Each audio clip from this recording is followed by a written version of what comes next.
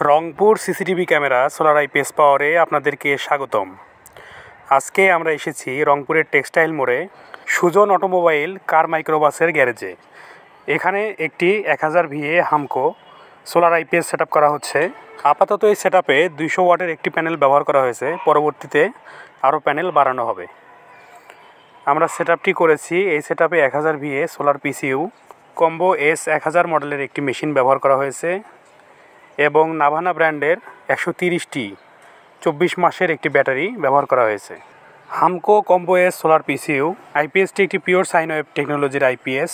এই আইপিএসটি থেকে তাদের গ্যারেজের ইমার্জেন্সি যে লাইটগুলো আছে লাইটগুলো জ্বলবে এবং সিসিটিভি ক্যামেরা একটি ফ্যান চলবে।